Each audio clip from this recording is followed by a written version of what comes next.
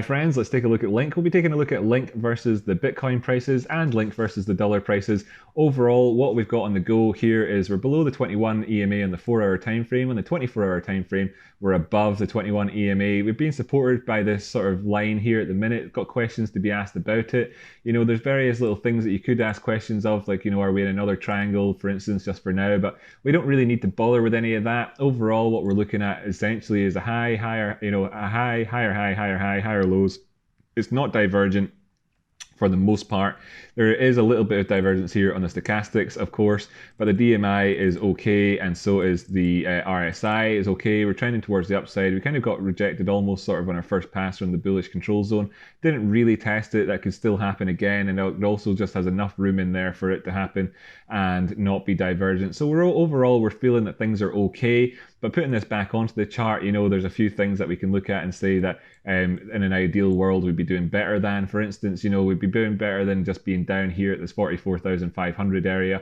Want to be in the 45 to 46 to 47,000s, in fact, actually 47,000. So we can move up above the 618 and not have a valid Fibonacci, which I could draw in from the lows down here up to the highs here, having been activated by a movement down as far as we are just now, really overall to create a valid one. So we want to see this continue towards the upside. We're a little bit at the mercy of the Bitcoin dollar pairing, but we've got some positive price action today. That's okay. Overall, we're slightly further ahead here in terms of this. The fallen wedge here, which is the same sort of dealio when you look at this, no, it's not. Same deal though as when you look at where am I looking for this at? Yeah, essentially you could do the same sort of chat on Bitcoin as well, as it happens if you're watching across all the videos. Doesn't really matter if you're not. Overall here, we've broken up above this fallen wedge, which is a potentially bullish pattern, and you can do patterns on here. And we've done that across both of these oscillators on the stochastics and the RSI. And could we be moving towards the upside? In terms of the ADX, you know, we're still really low, so we could have volatility.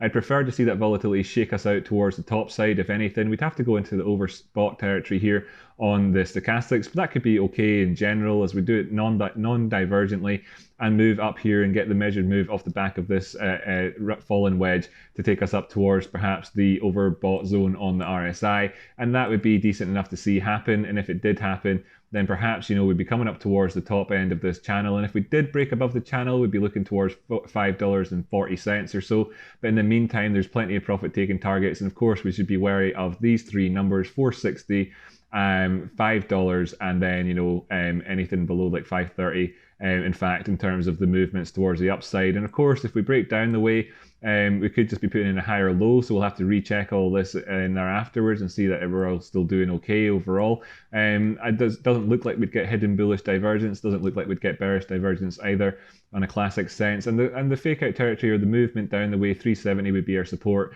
If we got the full move down the way, it could take us to 326. If I have to have a lean in one way or the other, it'd be probably towards the upside, but I'd be happy enough to change my mind about that if we went down below 430 on a sort of longer term basis.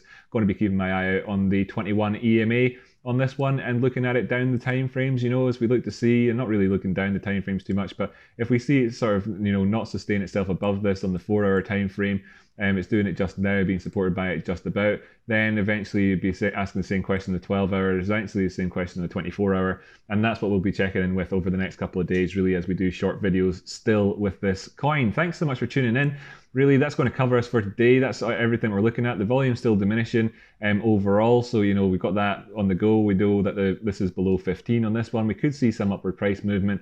We'd want to see it moving up above 47,000 so that it doesn't come in with a equal or lower high, and that's going to do us for both of those pairings. Okay, thanks so much for tuning in. Moving on to the next video now, and yeah, share this video with a friend if you've got one that you think would like it. I'd massively appreciate it. I apologize for speaking too quickly. I'll go try and be a bit more paced tomorrow with that, but I'm really wanting to just get sort of snappy videos out today. Did a 15-minute Bitcoin one, which is like lower than I have done for the last few days, and that's good. And then sort of 5-minute videos and everything else just for today and tomorrow and the rest of this week until such time as something changes, I think, probably. Of course, let me know if there's something you want to look at specifically in the comments down below. Thanks so much. I'll catch you next time.